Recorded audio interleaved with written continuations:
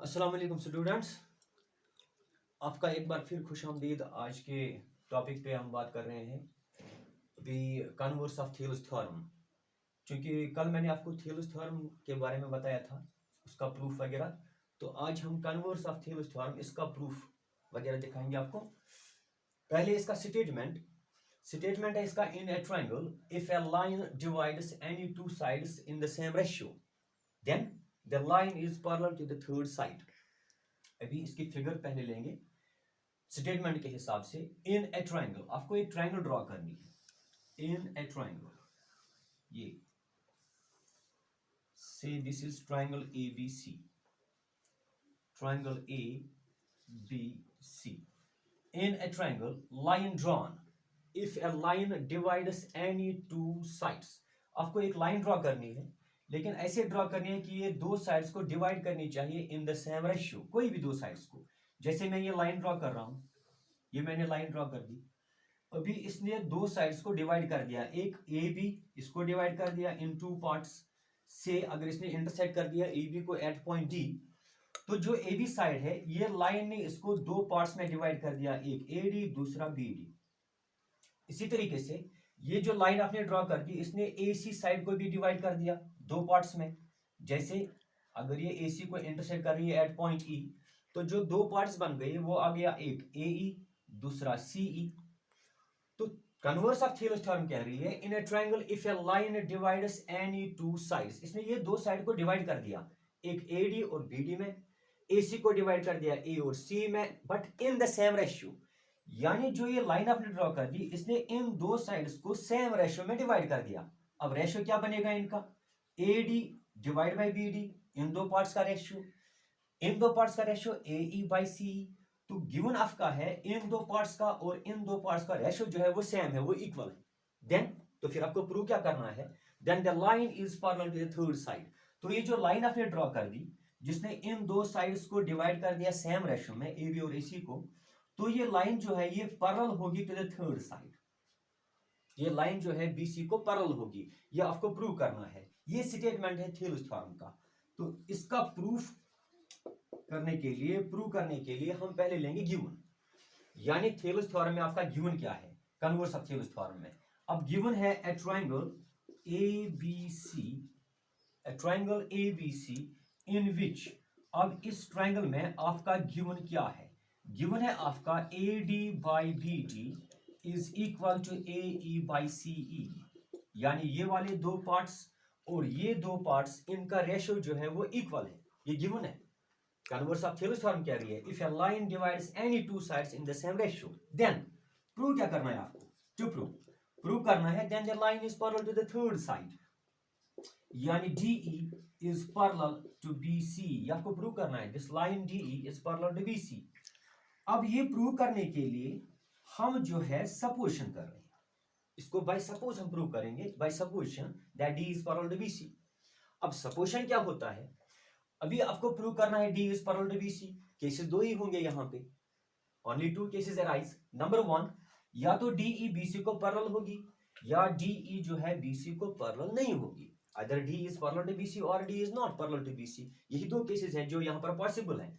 अब जो हमें प्रूव करना है D is parallel to BC, हम सपोज करेंगे इसका अपोजिट। अब D is parallel to BC, इसका अपोजिट बनता है D is not parallel to BC। तो सपोज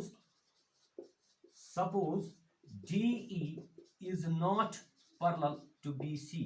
मान लीजिए जो D है ये BC को पैरेलल नहीं होगी। अब अगर DE BC को पैरेलल नहीं है, तो कोई ना कोई लाइन तो होगी जो पॉइंट D में से पास होकर BC को पैरेलल होगी। जैसे मैं यहां पर आपको ये दिखाता हूं, ये लाइन सेगमेंट BC, ध्यान रख लीजिएगा, ये एक्सटीरियर पॉइंट है D, BC, ये लाइन सेगमेंट, ये पॉइंट D।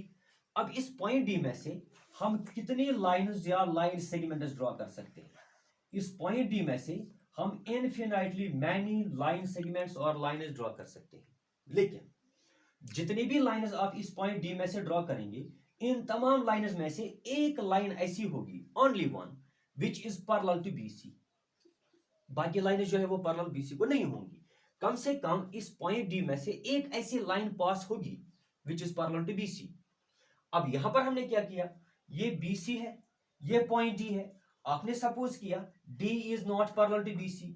अब अगर ये डी जो है ये बीसी को पैरेलल नहीं है, लेकिन जितनी भी लाइंस या लाइन सेगमेंट जो मैंने यहां पर आपको दिखाया, जितनी भी लाइंस आप यहां डी में से पास करोगे, जितनी भी लाइंस डी में से पास होंगी, उन तमाम में से एक न एक लाइन ऐसी होगी which is parallel to BC.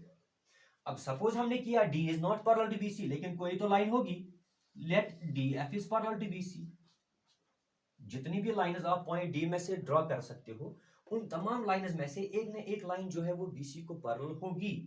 अब D is not parallel to BC हमने सपोज कर दिया, तो कोई तो लाइन होगी। अब मान लीजिए D F is parallel to BC. अब अगर डी एफ बीसी को पैरेलल है तो करना क्या है, मान लीजिए 2 मिनट के लिए डी जो है ये आपके पास नहीं है। अब आपका आ गया D F is parallel to BC. Okay, अब आपके पास यही रिजल्ट है, D F is parallel to BC. Let D F is parallel to BC. तो आप लेंगे triangle ABC. In triangle ABC, ये in triangle ABC D F is parallel to BC, आपका ये रिजल्ट आ गया, D F is parallel to BC, therefore by Thales theorem. तो यहां पर आप थेल्स थ्योरम अप्लाई कर सकते हो जो मैंने आपको कल दिखाई। अब थेल्स थ्योरम का स्टेटमेंट है, in a triangle if a line is drawn parallel to one side then other two sides are divided in the same ratio। कल मैंने आपको बताया। तो यहां पर DF is parallel to BC, तो इन दो पार्ट्स का और इन दो पार्ट्स का रेशियो जो है वो इक्वल होगा, यानी AD by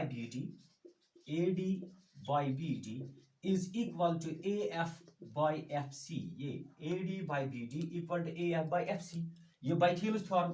बट अब वापस आ रहे हैं, ये D आपके पास है, सच दैट ये लाइन जो आपने ड्रॉ कर दी ना, such that AD by BD is equal to AE by CE जो आपका गिवन है।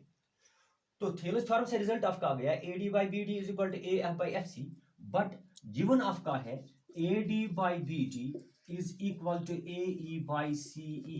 अब इन दो रिजल्ट्स को आप कंपेयर कर दीजिए। Now from these two results left hand sides are equal, that means right hand sides are equal, यानी AF by FC is equal to AE by CE। तो रिजल्ट आपका आ गया AF by FC is equal to AE by CE। Now adding 1 on both sides, ये left hand side को भी आप 1 add कर दीजिए, राइट हैंड साइड को भी 1 ऐड कर दीजिए। तो लेफ्ट हैंड साइड बनेगा AF by FC plus 1 is equal to AE by CE plus 1। या राइट हैंड साइड, दोनों साइड से आपने 1 ऐड कर दिया। अब 1 ऐड करने से होगा क्या, आप क्रॉस मल्टीप्लिकेशन करेंगे यहाँ पे। तो by cross multiplication AF plus FC into 1 हो गया, FC divide by FC into 1 is FC is equal, यहां से रिजल्ट आएगा AE plus CE divide by C into 1 CE। आपने क्रॉस मल्टीप्लिकेशन किया और कुछ नहीं। तो अब AF प्लस FC ध्यान रख लीजिएगा, रिजल्ट आपका आ गया AF प्लस FC। ये AF की लेंथ प्लस FC की लेंथ, ये टोटल लेंथ बनेगी AC। AF ये प्लस FC टोटल लेंथ बनेगी AC। तो AF plus FC that is AC divide by FC is equal AE plus CE, ये AE की लेंथ प्लस CE की length. अब इन दो लेंथ्स का जब आप सम करेंगे AE प्लस CE, ये भी बनेगी पूरी length AC divide by CE। तो AF plus FC is AC divide by FC, AE plus CE AC divide by CE, यहां से AC एंड AC कैंसिल्ड। तो आपका रिजल्ट आ गया FC is equal to CE, FC is equal to CE। तो ध्यान रख लीजिए FC ये वाली लेंथ F से C तक, FC ये वाली length FC is equal to CE, but FC और CE ये तो इक्वल हो ही नहीं सकते।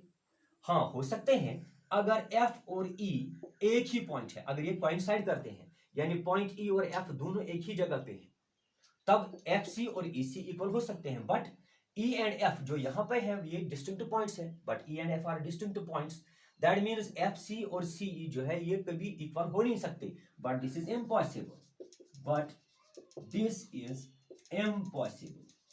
FC और CE जो है ये कभी इक्वल हो नहीं सकते, this is impossible. Here is contradiction, here is contradiction, therefore our supposition is wrong। जो हमने सपोज किया था वो गलत है, क्यों गलत है? सपोज करने से एक रॉन्ग स्टेटमेंट, गलत स्टेटमेंट हमारे पास आ गया सपोज करने से। तो जब सपोज करने से रॉन्ग स्टेटमेंट गलत आ गया, that means our supposition is wrong, हमारी जो सपोजिशन है वो गलत है। और सपोज हमने किया था DE is not parallel to BC, तो ये गलत है। फिर सही क्या है? मैंने पहले ही कहा था केसेस सिर्फ दो है, या तो DE BC को पैरेलल होगा या DE जो है BC को पैरेलल नहीं होगा। तो D is not parallel to BC, it is wrong, ये गलत है। तो फिर सही क्या है? DE is parallel to BC। ये जनाब है कन्वर्स ऑफ थेलस थ्योरम का प्रूफ। उम्मीद है आप सभी को समझ आया होगा। ठीक, इंशाल्लाह फिर मिलेंगे तो कोई नया टॉपिक लेकर या जो आपकी एक्सरसाइजेज हैं उनके क्वेश्चंस को लेकर। तब तक खुदा हाफिज।